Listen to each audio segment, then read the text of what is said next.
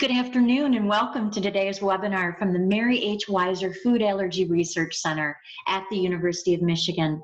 We've created these monthly webinars to help patients and their families deal with the psychological, the psychosocial issues related to food allergy management. We know that there's much more than the medical side of food allergy management. In my role, I meet with all of the patients and families. We talk about the stressors that they deal with on an everyday basis, and we really focus on coping skills. We know that managing stress, anxiety, socializing, and moving through all the developmental stages are really what's on the mind for our families and for our patients we serve. My role was established through a gift from the Weiser Food Allergy Research Center, where advanced biomedical research into the origin and treatment of food allergy is taking place every day. The center, founded only about 5 years ago, recently was named a Discovery Center of Distinction by the advocacy group FAIR and added to FAIR's prestigious network of research institutions. Our clinic, whose physician scientist partner with the research center, is one of only a handful nationwide to be able to include a full-time food allergy counselor. You can learn more about the Weiser Center, its founders, faculty, and its scientific work by visiting uofmfoodallergy.org. That brings me to today's guest. I'm very happy to introduce Nancy Polmear-Swendris, who joins us today to share her extensive experience as a food allergy educator and former school nurse. Nancy has been a familiar figure to our allergy patients. Since 1979, she most recently served as the program coordinator and food challenge liaison. She also had a 12-year tenure in the Ann Arbor Public Schools and was the food allergy research school nurse for the state of Michigan for 15 years. This role allowed her to partner with schools and school nurses throughout the state of Michigan. She co-authored the Michigan School of Nurses Epinephrine Training Toolkit. I'm so glad she's here today to discuss safe transitions to daycare, school, and beyond. We'll be addressing specific actions you can take as parents, caregivers, and individuals with food restrictions as we all think about going back to school. Now let's start with a poll question to see who's joining us today. Please send your questions to us using the Q&A function so that we can keep responding to them as we move through our presentation. We want this to be interactive and we want to know who's with us today. As we look at your questions, we're also going to jump into the presentation. Nancy, take it from here. We good there? Good afternoon, everyone. I'm so glad that so many people from across the country are participating today from this important discussion. I would like to thank the Mary Weiser Foundation for inviting me today to talk about an important topic. Nancy, before you begin, let's take a look at who's joining us today. It looks like we have 79% are parents, caregivers, or guardians of a food allergy child or adult. We have 17% have a food allergy, and about a quarter of our audience are professionals who work with food allergy populations. We also have people with food allergies, it looks like in all the age ranges. So less than 5 years old and 6 to 10, we've got about a quarter of our group are middle school aged, and then we've got some high schoolers and then college age. So I'll turn it back to you, Nancy. Okay. Hi, everyone. So before I get started, I wanted to mention the topic that is on everybody's mind, which is COVID. What will happen in the fall with school or daycare, and how will this affect my child? We don't know the answer, and we won't possibly know until the places are actually open. So let's plan on moving forward with the belief that they might open in the fall. As we get started, I want to clarify the term food restriction, which I use throughout the webinar. On this slide, you'll see 3 different food allergy definitions that fall under the term food restriction. The first one is food protein-induced enterocolitis syndrome, also known as FPIES. And this is a non-IgE mediated food allergy with the classic symptoms of vomiting, diarrhea, and dehydration. Typically, there's a delay of 2 to 3 hours before the onset of these symptoms. The second one is called eosinophilic esophagitis, which is also known as EOE. This is a chronic allergic disease characterized by esophageal inflammation and dysfunction. And the third one, which is the most common food allergy and the one most of us know about, is an IgE-mediated food allergy, which causes the immune system to overreact when exposed to an allergen, which is typically one or more foods. We all know that this reaction could be life-threatening. Next slide. This slide reminds us of the top 9 food allergens that cause 90% of IgE food allergies. We all know that any food can cause an anaphylactic reaction, but these are the most common foods. FPIES and EOE also have common foods that cause reactions. Next slide. I believe that we can send our children to daycare, school, and college safely with good planning. I have been on all sides of the planning process as a school nurse, an allergy nurse advocate, as well as a mom and grandma. I believe the most important link is trust and developing relationships. Next slide. This checklist was developed by kids with food allergies. I'll briefly touch on the components for each step. So first of all, speak with your child's doctor prior to school. As a food allergy nurse, this is a really important time of year to contact your doctor's office. I think most of the doctor's offices are now open once COVID caused them to close in March, but most of the offices and clinics are open. So it's important to call your doctor's office either this week or next and tell them that you need to get an updated action plan and any of the other school forms that are necessary for your school. This is critical.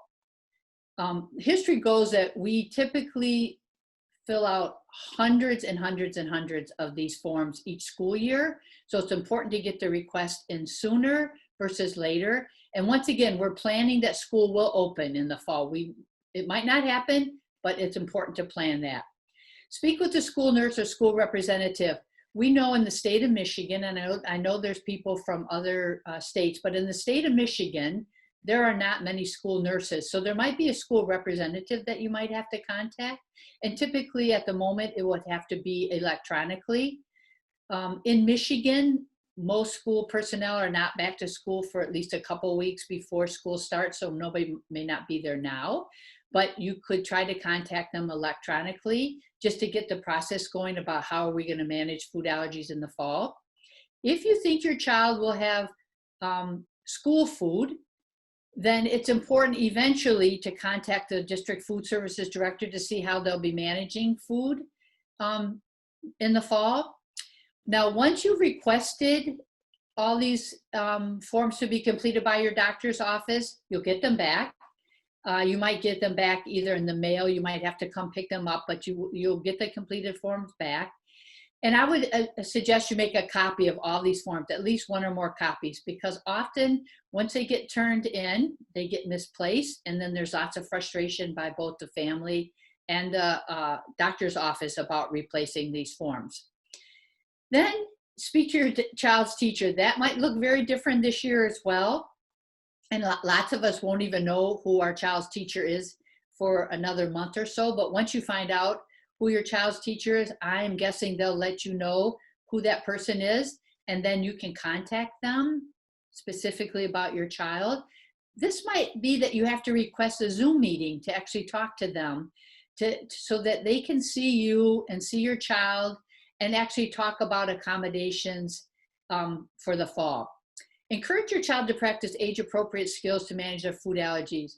I believe this should actually start from the day that they are diagnosed with a food allergy and making it age-appropriate. So when a child gets diagnosed with a food restriction, start to talk about it from day one, what that means. And as they get older, they can learn about reading food labels. They can start carrying emergency medications. They can start talking to their friends about what that means and really giving them age-appropriate skills. I'm a mom of a food allergic individual who's now an adult. And what we want to do is we just want to take care of all of this stuff ourselves and not have them burdened with all this. We also feel very bad that they have these food restrictions. So we just want to put the burden on us. And this is true for any mom or caregiver with a child with a chronic, quote unquote, illness. But it doesn't serve a purpose for them. They need to participate in this diagnosis from the day that they're diagnosis. Preparing to treat box, we'll talk about later what that means. And most importantly is creating a positive partnership with your child's caregivers. I know parents are anxious about their kids going to school with this food allergy and they want everybody to know about it. But sometimes we come across as that we're pushy, we're dismissive of the roles of the staff in the schools. So it's important to develop this partnership. There's 2 great resources that we'll send you about Teal Classroom Kit and about a Protected Life program. Next slide. Dr. Pissner has given us permission to use his ideas about how to live confidentially with food allergies. And what's important is to get the facts. If you're not sure about the level of risk in a certain situation, talk to your child's doctor. When I was a food allergy nurse in the clinic, we would get many calls about, my child is going to go on this field trip and this might happen. What do you think about their level of risk is? Everybody doesn't have all the answers, so it's important to partner when you have these concerns about different facts. So partner with your doctor to find out those answers. Remember that ups and downs, they're normal. It is normal to experience some anxiety after major life changes, including when your child is first diagnosed with the food allergy or when they start a new activity or entering childcare or back to school. Find a support group. That might look very different nowadays. We used to have support groups where we'd actually go and meet and talk to other parents about these worries of ours. But now it's probably more electronic. So you might, but find a positive support group. Empower your child. Increase your child's sense of control by involving them in managing their own allergies. Prepare your child for new situations. Visit these places ahead of time with your child so they can be introduced to the adults that will take care of them. Problem solve with your child and empower them. If your child's worried about a situation, talk about their concerns. Don't be dismissive about them. Next slide, please. Be available for difficult situations. And this is the time that would be good to role play with your child. I did this a lot in my practice, where if there was a difficult situation happening, we would have the kids role play about that, and I think that helped a lot. And then seek help for anxiety.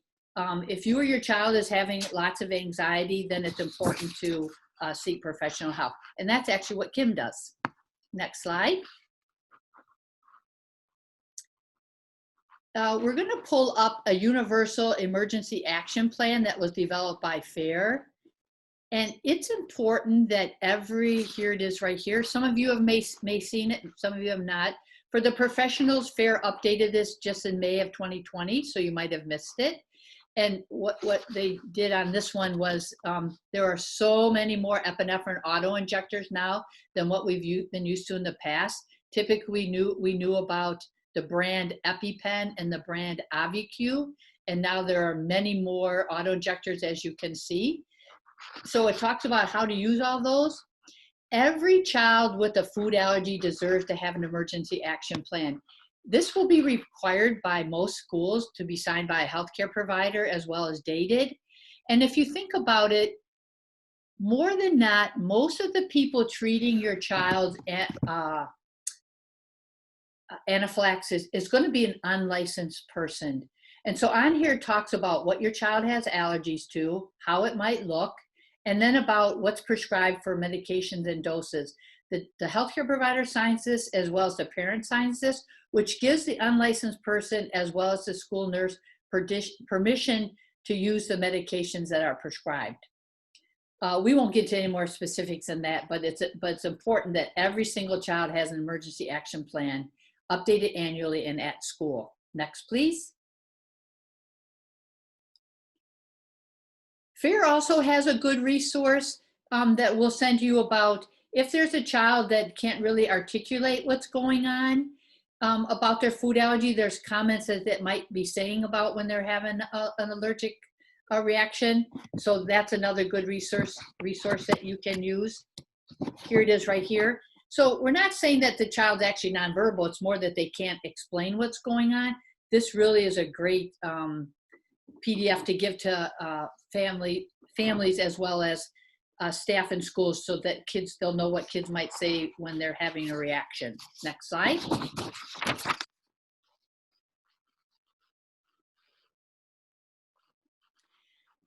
The Michigan Department of Education food allergy guidelines were developed for schools, and this is for Michigan, when they were passing the Mandatory Stock Epinephrine Act in 2014. These are helpful for schools, districts that don't have specific guidelines, as well as for families that need guidelines to help guide them. So many families don't know what expectations should be at school with very broad guidelines, so this helps. A lot of us were involved in developing those, and they have not been updated since 2014. In 2002, Dr. McMorris from the University of Michigan helped get the Act 451 passed, which allows children 8 years and older to carry their emergency medications, which could be albuterol or epinephrine. The important thing to know is that districts can trump this act and not allow elementary schools students to carry these medications. We'll talk further about when should kids be carrying their EpiPens and when they would be old enough to self-administer. FAIR has a great resource for state-by-state guidelines. Next slide. So who needs a 504 plan, which we'll talk a little bit further later. According to the USDA, when in the licensed physician's assessment, food allergies may result in severe life-threatening anaphylactic reaction, the child's condition would meet the definition of a disability and would then make them eligible for a 504 plan. A 504 plan is available under the federal civil rights law, identified as a Section 504 of the Rehabilitation Act of 1973. So it's a written management plan outlining how the school will address the individual needs of the child and allow them to safely participate in an environment that is a least restricted environment, which is very important for people and families to understand.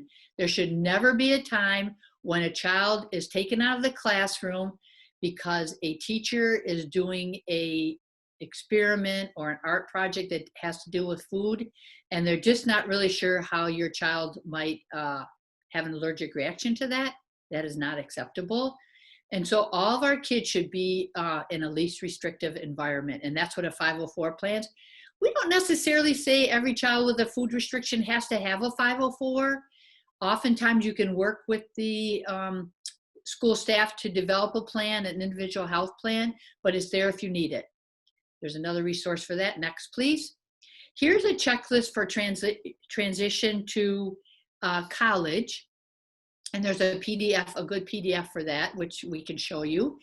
So there's a possibility that when your child was thinking about going to college in the spring for the fall, that all these offices were closed because of COVID, and they might just now be opening. So this is a great handout that tells you all the different services that you should be contacting now if you did not do that in the springtime due to COVID. So they all have disability offices. Call them and ask them how they manage food restrictions. If they're going to eat in the dining hall, it talks about what you should be asking the dining services people. There are some states where colleges and universities actually have stock epinephrine in the dining hall. And if that's true, then there's a certain level of training that has to happen because of that. If your child's going to live on campus, contact the housing department. There's lots of forms that need to be filled out that typically the allergist has to fill out in order for them to get special accommodations. Some kids want a medical single. Some kids want to be able to cook in their own room, so that's all available. Then another important thing is to actually look at what emergency services are available in the area. So how close is the emergency department? Is there health services on campus? If my child were to have an anaphylaxis, do they call security? Do they call 911? How will that be managed? I'll be honest with you, I have a bias about urgent cares, especially on campuses. That might be the only place that's available for students is an urgent care. But I personally prefer them to go to the emergency department because I think they can manage anaphylaxis better than an urgent care, but that might be the only option. Move-in day is absolutely chaos. It's emotionally driven. And we as moms of kids going off to college want to run around and tell everybody my child has a food allergy. I did that personally, which is very embarrassing. But nowadays, so much is done electronically ahead of time. So they know their RA, they can be told what the food allergy is. They know about their roommate, so that can be talked about. And also you want to know about the training on campus. So what kind of training has the RAs had? How would they deal with anaphylaxis? And do they really understand food allergies? So takeaway messages. It's important to empower, educate, advocate, and unite. I can't say it more than once that we have to unite with the staff that are involved and the team that are involved. I call them the A team. The A team was used for lots of other things in the past. The assessment team, we call it the anaphylaxis team, but there are teams involved, so you have to unite.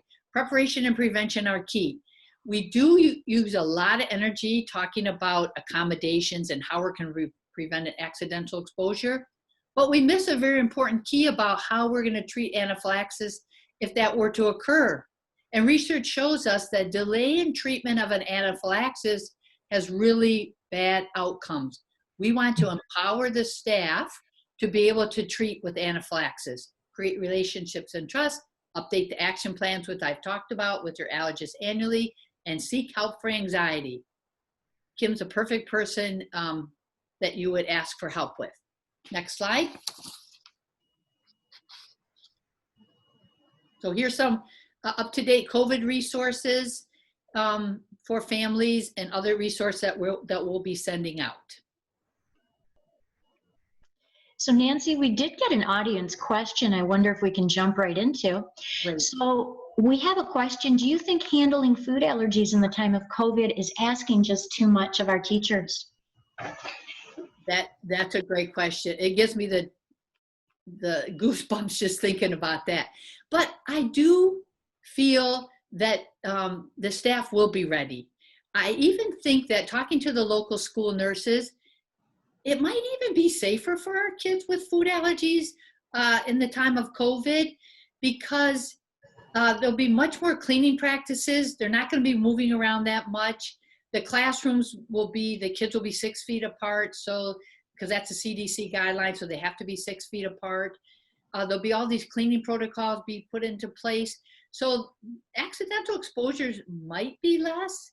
Hand washing will be available a lot.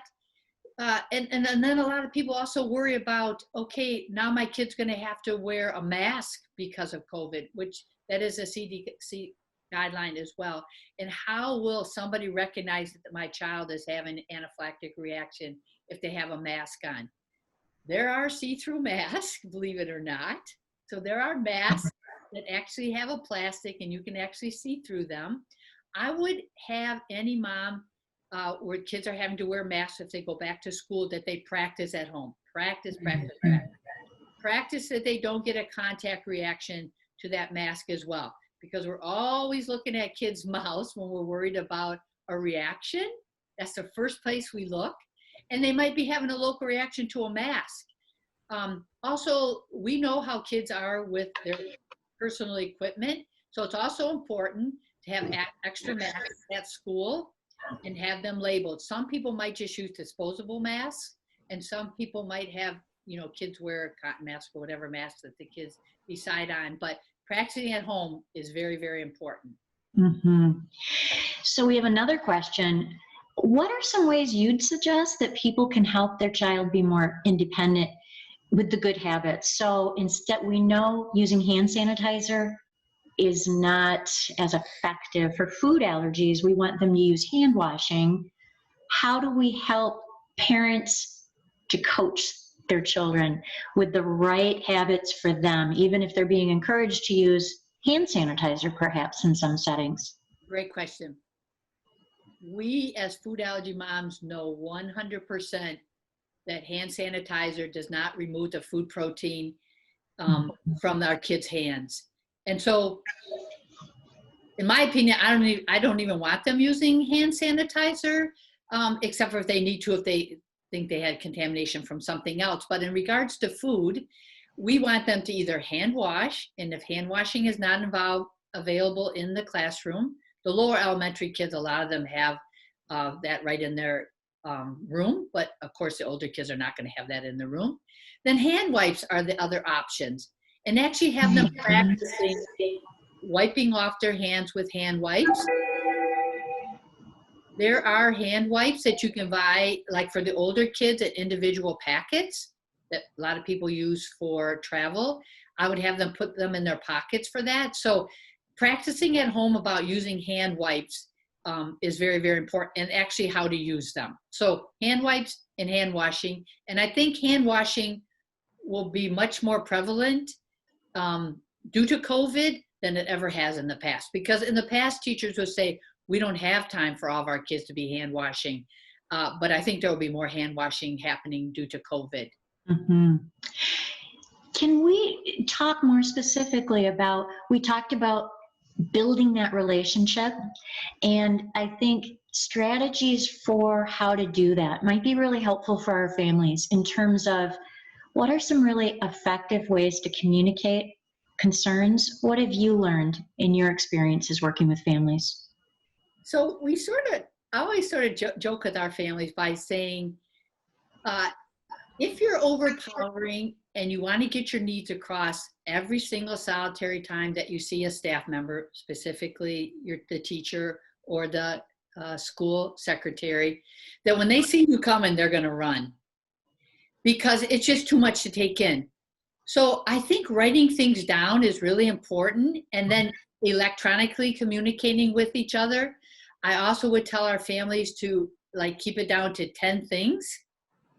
If you send them PDFs and all these requests and so many things that they sort of just park that information, and we all know about the parking lot. When people talk about, we'll put that in the parking lot, no one ever goes back to the parking lot to look at what those concerns are. So the thing is not to put anything in the parking lot. The thing is to be succinct about it, tell the important people what you're worried about, and work on it in a very positive manner versus a negative approach, talking about liability issues. And I think if you talk about it long enough, and possibly you might even get somebody else involved.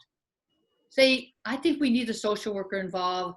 I think we need this person involved. I think we need other people, staff involved.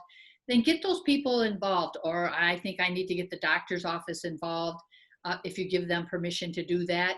It does take a whole team. We do not want this relationship to be negative. Mm-hmm. That's really useful information. I think looking at what are the ways I can feel supported and to feel like my message was heard. And it sounds like some of the same ways we encourage parents to work in reinforcing the messages to the children is how do we get them to hear us in a way that they don't tune us out, and how do we help always building that mindset of resiliency and capacity, but so that the kids are tuning in when we're talking about their food allergies as opposed to tuning out.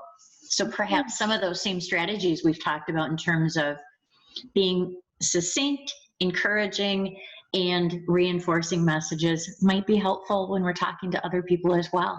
Kim, that is so important about how we relate to our children and how we relate to other people. That's such, and the kids see what your behavior is. So if they see your behavior as threatening and negative, I understand as a mom, a grandma, kids with food restrictions, you want to get the message to the important people, but you have to do it in a way where somebody can listen. Just like you said about your kids. If we're rattling at our kids all the time, they just turn that off, especially teenagers. So they can only take one or two snippets at a time. So, and I know it's hard. I know it's hard not to say anything and to bite your tongue, but they can only hear so much. So this month, let's practice on getting out the door and carrying your epinephrine auto injector, them carrying the epinephrine auto injector. I've heard even high school kids say, well, I never carried my epinephrine auto injector. My mom's always responsible for that. That's not fair to those kids. And developmentally, we'll talk about that. When is it appropriate for them to be carrying? But no high school kid should ever say, I've never had the responsibility of carrying my own epinephrine auto injector. That's not fair. Yeah, let's touch on that. So how do parents know it's time to start letting, perhaps we're heading into middle school. What are some ways I think that parents can practice with their kids to help start those good habits of consistently and safely carrying, so we know, not leaving it in the heat, not leaving it in the cold, not leaving it in our backpack somewhere we can't get to it. So how do parents know when it's time, and how do they build that skill with their kids? And I guess before we get there, Nancy, I see we're launching another poll question about independence. So we're asking people to let us know. So if you are somebody with a food allergy, where are you at in terms of feeling that you're ready to independently manage your food restrictions and avoid reactions? And if you're a caregiver, where are you at with that? So let's get back to that, Nancy. What strategies would you give parents to really feel confident to help build those skills, whether it's going into middle school or whether it is high school or college? So in the clinic, we would get this question asked a lot, especially not so much like at home, which is interesting. So they wouldn't really ask it so much at home or when we go out and about and when we go to all these different places. It's not brought up. But it would get brought up about when they go to school, when it's appropriate. We had requests of 4-year-olds, families asking, can they carry their epinephrine on the bus and transport it to school each and every day and before and after school and all these different things. And so we have to decide on an individual basis what's appropriate and what's not appropriate. I talked about that act that was passed in 2002. This is in the state of Michigan. Every state is different, which allowed legally 8-year-olds to start carrying their emergency medications, because they said 8-year-olds was sort of the age that they could be responsible for that. And the emergency medications would include albuterol and epinephrine, not any over-the-counter medication, which would be like an antihistamine, which would allow them to carry those medications. Should we just briefly look at these? Yeah, let's take a look here. So we have about half are people with food allergies, and they do believe that they can learn to independently manage. That's fantastic to hear. And I wonder if some of those are people already consistently carrying their medication and feeling comfortable with being able to administer it if they needed to. And then, so we only have about 16% who disagree that they can get there with an independent, that they can build to those skills to be independently managing. It looks like about half of our caregivers here with us today feel strongly that they know and are prepared to help get their loved one ready to manage food allergies independently. So would this be about what you would expect to see, Nancy? Yeah, which is great. So I'll just do this a little bit for another minute, and then there's some other important questions. So yes, so it really depends on the developmental stage of those individuals. There are some 8-year-olds that it would be absolutely dangerous for them to be carrying their epinephrine auto-injector. They might play with it. I've had incidences where they've injected other kids with it. And And then there are some middle schoolers that really wouldn't be safe with carrying their epinephrine auto-injectors. So it's a case-by-case decision about when they would be developmentally appropriate to actually just, we're talking about just carrying the auto-injector, not self-injecting.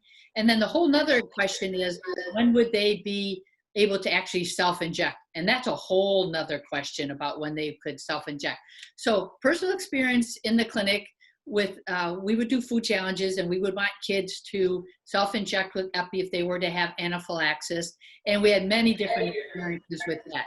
With kids that were 14 years old and could absolutely not self-inject themselves with the auto-injector, when we were all right there with them and supporting them, to an 8-year-old that confidently gave themselves the epinephrine and was fine about it. So that's also very developmentally, depends on the development of the person and their experience. On the emergency action plans, that's where it will state also the medication authorization forms that is my child, can they self-carry and can they self-administer? And certainly be high school, unless there's some other special need, they should be able to do both of those things. And then there's a continuum of what kids should be able to do in elementary and middle school. I can't see any elementary school taking care of their own anaphylaxis independently, and they should not be expected to do so. I don't really think any middle schoolers should be taking care of their own anaphylaxis independently either. That's why we always put that they can give themselves their epinephrine, but they need support to do that. Sure. So Nancy, we've got a couple great questions here. We have a question about, what about eating in the classroom? We know that might be an adaptation that schools are making, where the kids aren't eating in the lunchroom, they're eating in the classroom. So this question is specific to considerations for younger children. So kids new to school, perhaps kindergarten age. How can parents be working with their kids now to prepare kindergarten age children to be doing what they need to in the classroom if they're going to be eating around other kids? So this is a great question. And this is the time I talk about role playing. From now to the fall, you could actually role play how this might look. Think about how you think it will work for your individual child and sort of role play that way. Then when school is available for you to talk to the school staff, you can actually talk about, we were doing this at home and this really worked for my child on how to do this. So role playing, the kids need to process, how am I actually going to do this? So in the past, some kids didn't eat in the lunchroom, or they ate at a table that was, a nut restricted table, whatever that might mean. But so they would be, isolated from the other kids. And that can still happen a little bit in regards to, they could sit at a separate table. With the CDC recommendations of everybody being 6 feet apart, I don't think there's going to be any communal tables anyways, so that they'll be sitting at their own table. So I think it actually might be safer for them, because they will be sitting at their own tables. This has been brought up in the past, in that, okay, so middle schoolers, they might be going to room and room, and say food was eaten in this classroom and the tables weren't really clean, and my child is now going to sit at this table that is contaminated. So what you can suggest is that a few tables in each classroom, because they have to be single tables, desks, or chairs, be relegated that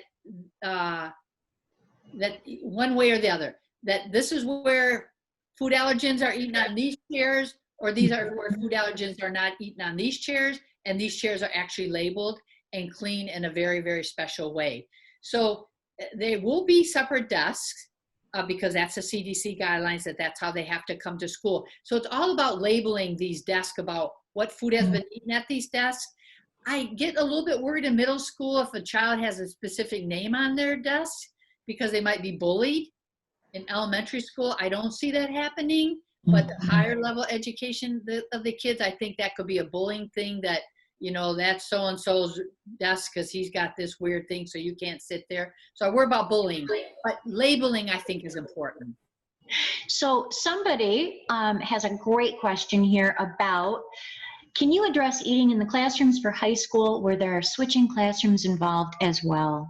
So high schoolers who are now perhaps going to be eating in the classroom around other kids, and maybe they're not used to that. Right. So, so the new normal is that there will probably not be cafeterias open. I surely don't want a high schooler going to the counselor's office to eat food and stuff like that, because that isolation is really a problem. And by this time, they should learn how to eat safely and not be isolated. That might be different for a 3-year-old, but for a high schooler, by that time, they should be able to eat in an environment where perhaps their allergen might be. There are isolated events where it would be very dangerous for them really to be around their allergen, and they can't really be there, and accommodation would be made for that. So back to the generally speaking continuum.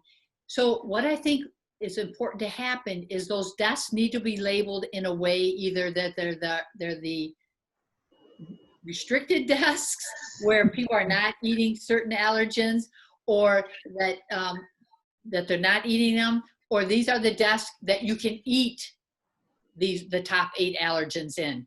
And each school have to figure that out. But labeling of desks in the middle school and high school about what food's being eaten at these desks, because there will be classroom eating now, which did not happen before, and these kids are not used to.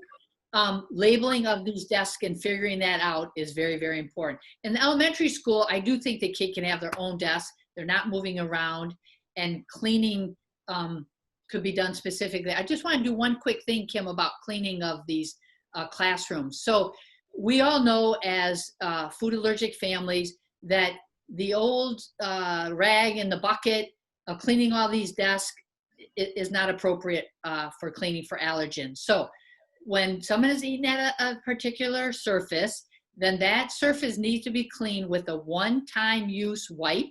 So that could be either a Clorox wipe, that could be a paper towel with a preparation that will take the protein off.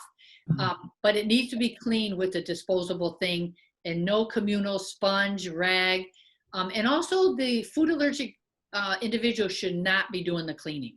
So somebody else has to be doing the cleaning, either the teacher or the kid's friend or somebody else, and it should be done with a one-time use preparation. Thank you, Nancy. So how about age-appropriate strategies for discussing allergies with my anxious, almost 3-year-old? So I have a 3-year-old granddaughter, so I understand what 3-year-olds understand. I might not have that memory now that my children are in their 30s, but now that I actually have a 3-year-old grandchild, I understand it in them. And they do have lots of anxieties. Some of it's directly related to the family's anxieties. They feel that anxiety. So if they're anxious about certain things, so we'd have to nail it down to what are you being anxious about? And then really talking about that particular thing. So I'm worried that my friend Joey is going to eat something and then touch me.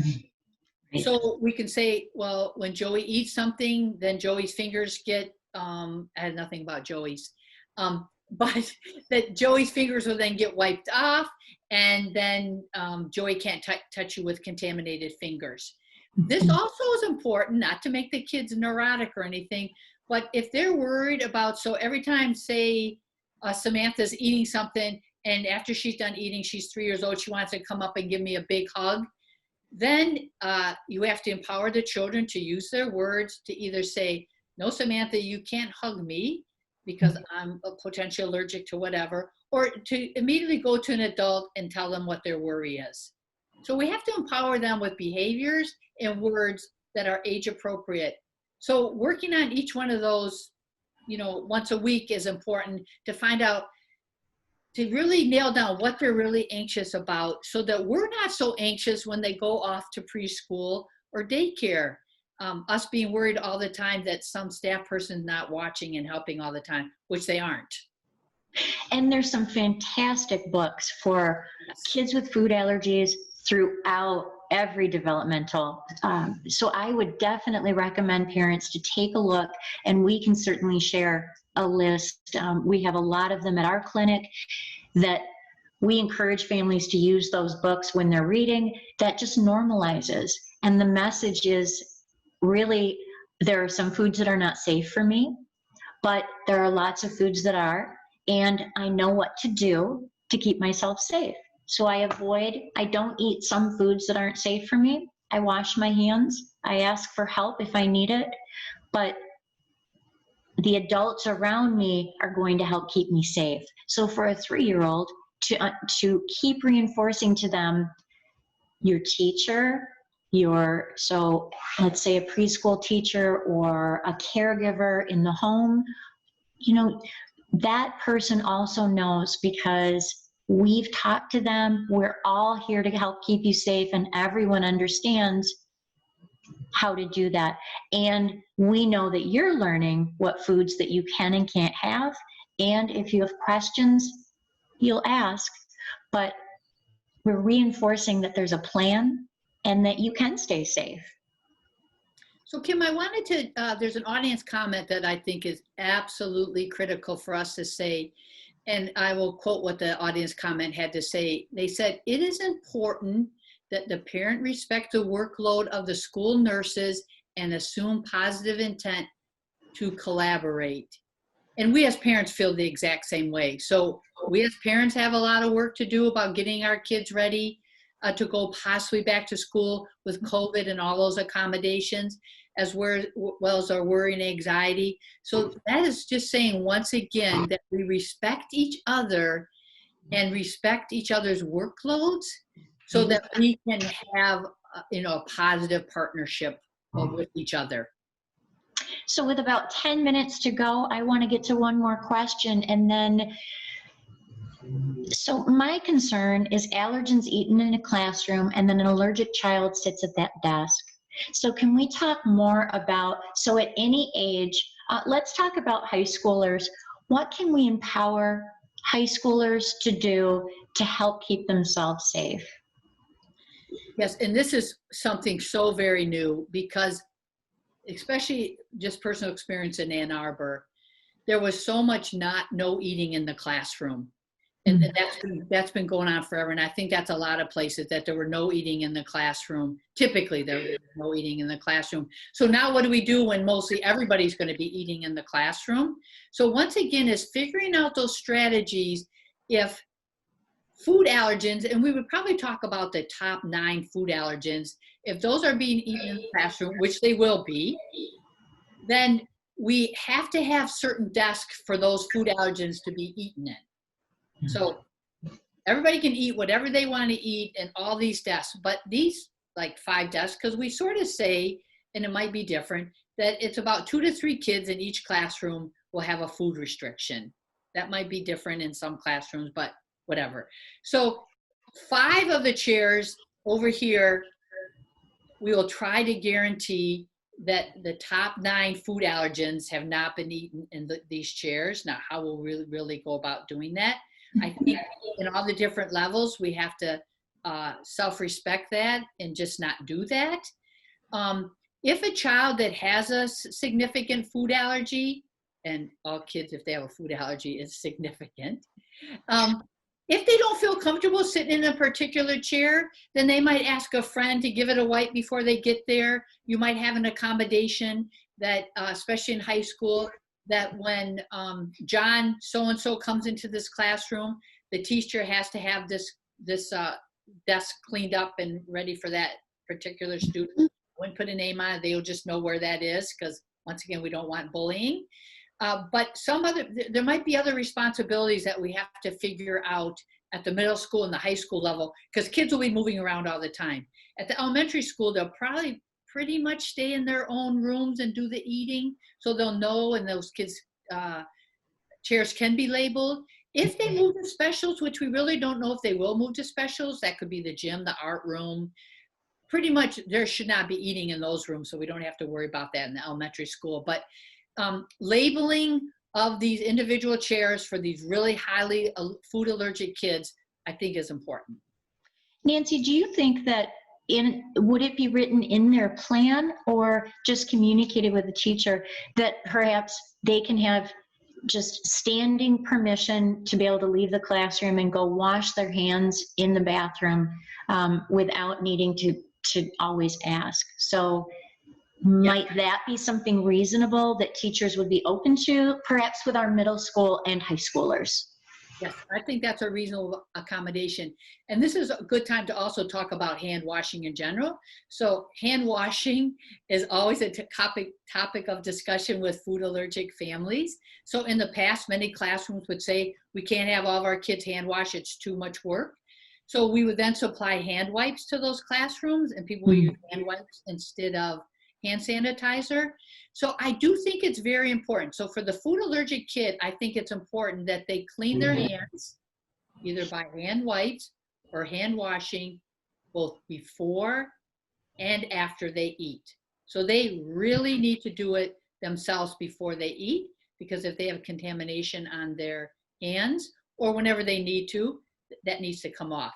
I think all kids, especially if they're eating in the classroom, it should be mandated that they have to clean their hands in some ways, not using a hand sanitizer, after they eat lunch. So that could either be by hand wipe, or they would wash their hands in the classroom or go out and wash their hands. And I think that will actually also help the whole reduce the whole possibility of all these other viruses that we're worried about as well. But hand washing is a critical thing. And I hope teachers would be open to that. I've got a really good question from a family. So their, of course, very young child was just diagnosed with FPIES. The child will be returning to daycare soon, and they're really wondering more strategies around helping keep their less verbal child safe. What are your strategies? So with our FPIES population, those are younger kids. How can parents feel confident, since maybe the child has less obvious awareness and ability to articulate, and there might be less understanding of what FPIES is? How have you worked with families around strategies for that? So great question and very important. So this has to go with training. We know, and I've been in many local child care centers to talk specifically about FPIES. There are many staff that don't know anything about FPIES, which we talked about, which is the food protein induced enterocolitis. And this will be with these kids probably up to maybe they're 5 years old. So a lot of kids with FPIES don't go to child care settings or kids with food allergies, but especially FPIES, because staff don't understand FPIES and don't know it. Even though, once again, it's just a food restriction. I don't want to say just, because I've lived FPIES with my grandchild. It's a very serious food restriction. And so training is key. There's no way the kids are going to advocate for themselves prior to like 3 years old. So the training of staff, and all staff, is key in letting them know what does FPIES mean, and that these are the certain food restrictions. So they might only be able to really literally eat 4 foods when they have FPIES. So those should be 4 foods from home. So Nancy, this will be our last question, we're almost out of time, but I think for those families, what resources might they share with those caregivers? Because there is less awareness of what FPIES is and what foods might need, why it's so important that certain foods can't be introduced to that child. So the FPIES Foundation is great. You can go, and we'll give that resource. The FPIES Foundation has lots of good information that you can share with staff. You can also have your allergist write out a plan that would talk about exact accommodations. And then there's the big decision about, will I actually have Zofran at school? So Zofran is the medication that is used to treat an FPIES reaction. So there's always this question about, will Zofran be at school? Because typically, like I mentioned in the beginning, the reactions don't occur usually up till 2 or more hours later. So it would give time. That's if they recognize that the kid had accidental exposure. So by that time, the family will be there and they can treat the FPIES exposure with a Zofran. So there's all those different questions. So that's why partnering with your doctor's office about what sort of plan do we want at school and what sort of accommodations. And early on, I would personally recommend that you supply all the food for that individual child and not have the caregivers figuring out what foods the kids can and cannot have, Mhm. because there's so many restrictions typically. And it's a bit ever evolving. So kids with FPIES might be having the food introductions at home Yes. or oral food challenges at the clinic. And so it might be ever evolving. So I think that's a really good suggestion. We need to wrap up. Thank you so much, Nancy. So thank you, everybody, for being here with us. And on behalf of the Weiser Center, I'll end today with a guided practice. We always want to encourage stress management strategies for our kids and our families, no matter what's going on. So I'm going to leave us with just a really quick practice for people of any age. So let's all just sit. Let's take a few deep breaths. You can close your eyes if you feel comfortable, or just soften.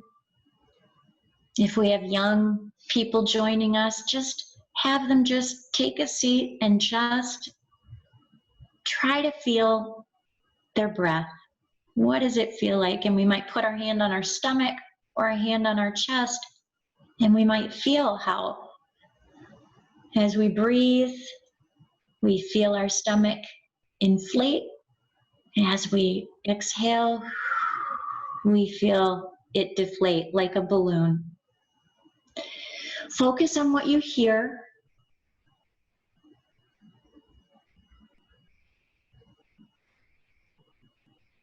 Focus on what you feel in your body.